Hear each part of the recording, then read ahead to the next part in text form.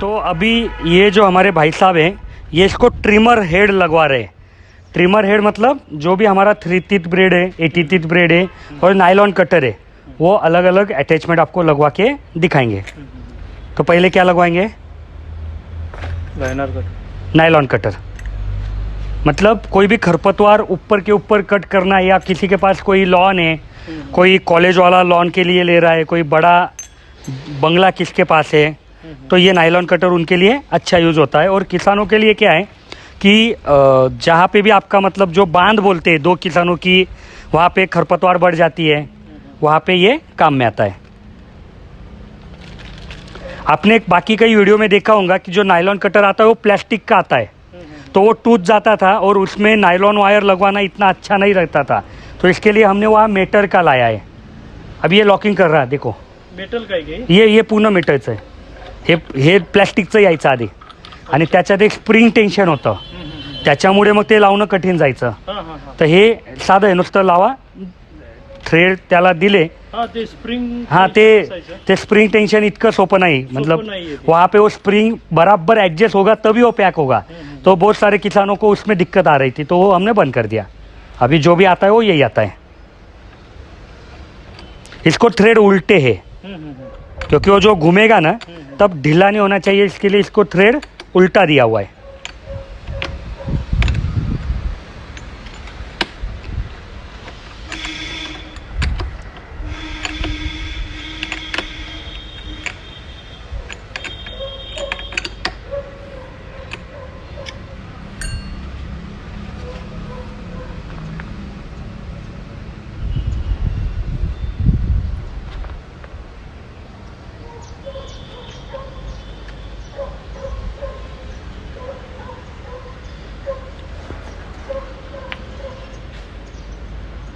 ये आसान हो गया अभी। आसान हो गया। ये नायलॉन धागे का हाँ, ये मतलब जैसे यूज में आएगा वैसे ये खराब होते रहेगा नायलॉन धागा। आपको ये हम भी देते हैं और बाद में भी मिलेगा जितना चाहे उतना। तो ये आपने ऐसा कट करके लगवाना है। ये हो गया टाइट। अगर गलती से ये यहाँ पे बाद में अगर ढीला हो रहा है तो इसको पेंचिस जो आती है उससे टाइट करने का और लगवा देने का। तो आप स्टार्ट करके देखिए। ते प्रॅक्टिस झाली की जमेल, लगेच होईल। एअर पकडतंय का ते? नाही तुमचा हात पण अजून प्रॅक्टिस नाही ना। हात आहे तुमचा आता एकदम लहान नाही झाले तर तिथे हात करतात। हां तेच ना। दिखाओ, ये घुमा के दिखाओ सिद्धू।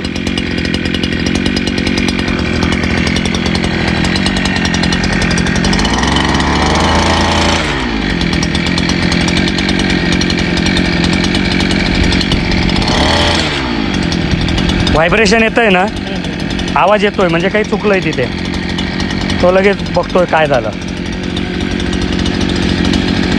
ते नीट नाही जोडलं गेलं इथे। मग आता तुमचा जो प्रश्न आहे, जर असंच चालवलं तर मग तो शाफ्ट खराब होईल।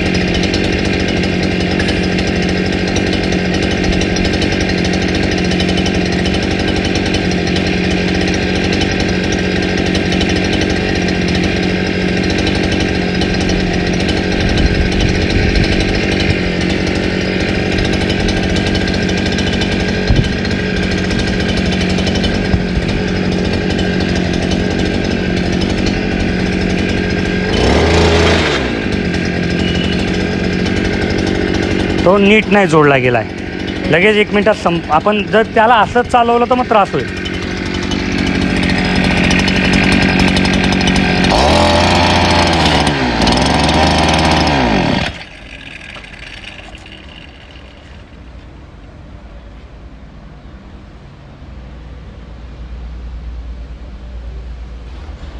ड्रायर होऊन जाते उलट, तुम्हाला समजते। बाकी शेतकऱ्यांना हे समजलं नाही. हां हां तुम्हाला प्रॅक्टिकल होऊन जातं इथे बरोबर. की आवाज कसा बदलतो. काय प्रॉब्लेम येतो. तसंच फोर्सने चालवलं तर हां मग ते खराब होईल कारण ते मॅच नाही होत आहे ना प्रॉपर. बरोबर.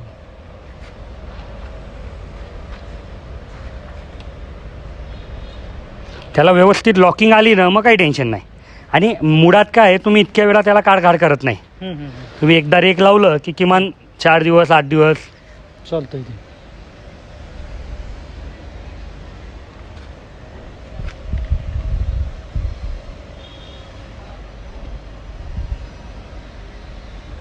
काय होतंय सिद्धू.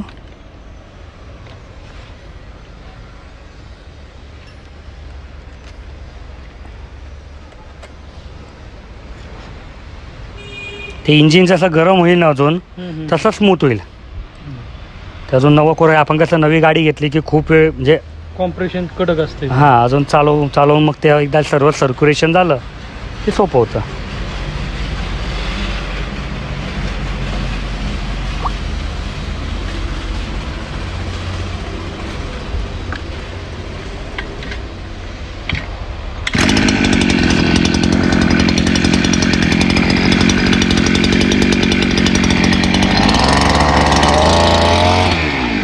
आता तो आवाज नाही येते स्लिप होण्याचा.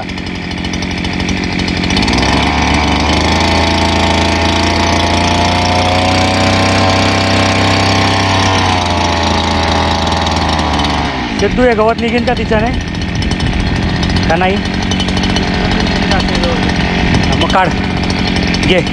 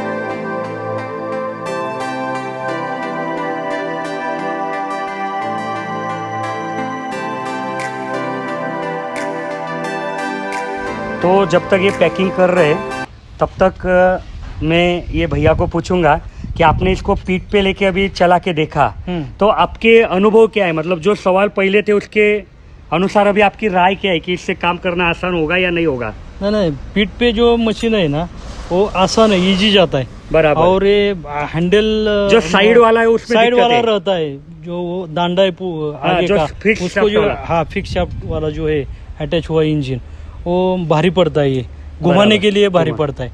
तो यहाँ पे आपको आसानी रहेगी। आसान आसान और है ये। आपने जब चलाया तो वजन के बारे में भाई, वजन हल्का हल्का रहता है, हल्का है, कोई वैसा दिक्कत नहीं कुछ आएगी ना? कुछ नहीं प्रॉब्लम वैसा। मतलब ये सवाल पहले थे आपके मन में? हाँ, और पीठ पे भी है ना वो ऐसा टिल्ट होता है ना इंजन, इसलिए ऐसा लोड नहीं लगता, पीछे लोड नहीं लगता। और ये जो अटैच के बारे में ये भैया ने भी बोला कि हाँ, यही और थोड़ा सा उससे- दिक्कत है। और ये सैक के पीछे है ना ऐसा उसको कुशन दिया है, कुशन दिया है, इसलिए वाइब्रेशन भी नहीं लगता। वाइब्रेशन भी नहीं लगता है। वाइब्रेशन भी नहीं लगता। और ये भैया ने जो बोला कि यही एक बड़ी काम है अटैच करना, तो मैंने उनको जवाब दिया कि ये अटैच आपको रोज नहीं करना है। हाँ। ये अभी आपको मतलब ज्यादा क्यों लग रहा है? क्योंकि हम कई बार कर रहे हैं उसको।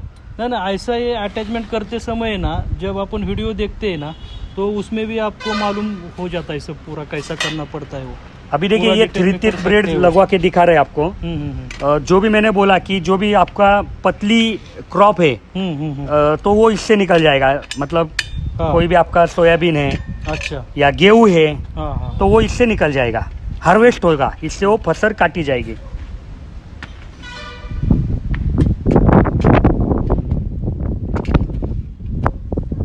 और 7-8 किलो का वंजी, मतलब इंजन मेरे हिसाब से 7-8 किलो भी नहीं है, 5-6 किलो दोनों कंधे पे जाता है, तो कोई वजन आपको लगता नहीं है।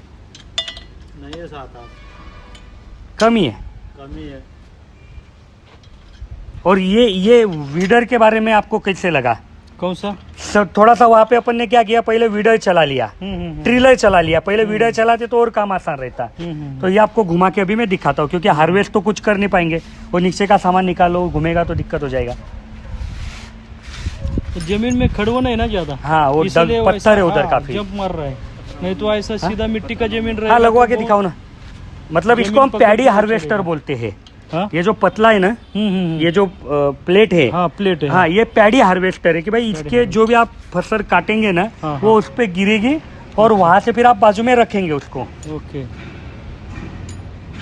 इसका एंगल कैसा देना पड़ता है, क्या ऐसा कुछ है? देखिए ना, अभी आपको दिखा रहा है ना, कोई एंगल नहीं, कुछ नहीं है उसमें, बहुत सीधा- आसान है। नहीं, इसका नीचे का नहीं, वो वैसे ही फिट होगा जैसे फिट करने, मतलब उसको एडजस्टमेंट ही वैसे दिया है कि आप उसको चेंज नहीं कर सकेंगे, क्योंकि जरूरत नहीं चेंज करने की। ये पैडी हार्वेस्टर रहता है, कुछ भी फसल काटना है, हार्वेस्ट करना है, तो ये चीज़ आपके इस्तेमाल में आती है। ये ट्रांसपोर्ट में कई बार क्या हो जाता है कि थोड़ा सा इधर उधर हो जाता है, तो आपको हाथ से उसको एडजस्ट करना है।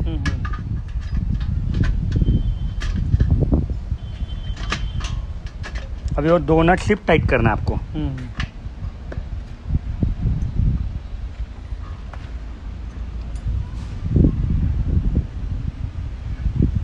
अभी ये दिखाने के बाद आखिरी वाला 80th ब्रेड दिखाते हैं, हाँ, फिर अपना काम खत्म हो भी- जाएगा। उसको भी बिठाना पड़ता है क्या? हाँ, वैसे ही हार्वेस्टर। नहीं, वो आपको मतलब अगर आपको ये क्या है, ये पैडी हार्वेस्टर जो है ना, आपको कोई भी फसल काटने के बाद उसकी पेंडी बांधना है, हाँ, उसको एक जगह करना है, तो ये लगेगा। हाँ। नहीं तो इससे तो कट होगा और बाजू में गिर जाएगा। बाजू में गिर जाएगा। बरोबर। चालू करने का बताइए आराम से, 2 लॉकिंग बताइए सिद्धू, फिर से बताइए ना।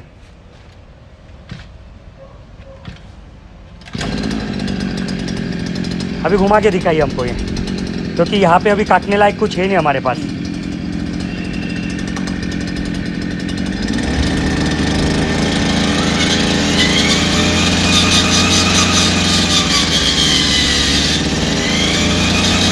है, तीसरा है क्या उसको? अभी ये नया है ना।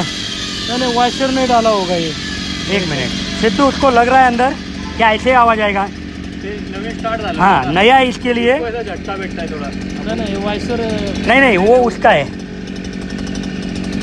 अभी इन कैमरा किया है ना, तो उतना ही वाइसर आपको डालना है। लगवाइए 80 प्लेट लगवाइए।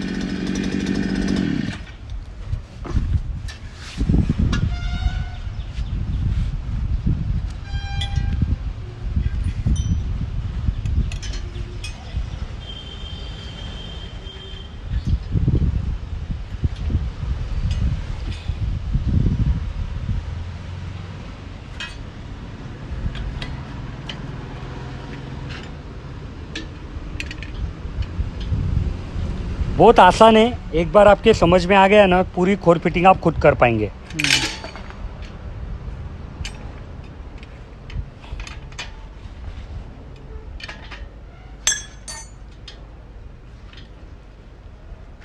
ये भी आखिरी अटैचमेंट है 83 ब्रेड। तो आपका जो सवाल था ना वाइट सर, देखिए एक मिनट, यहाँ पे देखिए हमने वैसा ही स्लॉट दिया है कि ये जो बीच में के दांत है ना ये बराबर इसमें अटैच होंगे, तो वहाँ पे वाइसर की जरूरत नहीं आपको। ये देख रहा है कि कौन से दिशा में आना चाहिए, मतलब ये जो आलिया है जो दांत है वो आगे की दिशा में वैसा घूमने वाला है ना, तो उस हिसाब से वो सामने आएगा। उल्टा लगवाया तो वो कट नहीं करेगा। 100 ब्रेड में भी ऐसे ही काम करते हैं।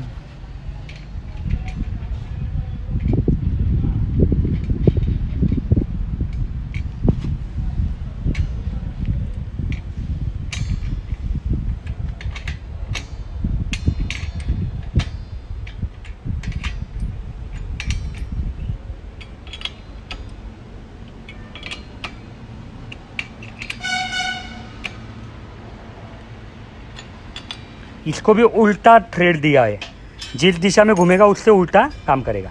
देखो वो देख रहा है, घुमा के उसने चेक कर दिया कि आपका जो कहना है आवाज़ तो नहीं आ रहा है, उसने घुमा के चेक कर दिया। चालू कीजिए सिद्धू, घुमा के दिखाइए।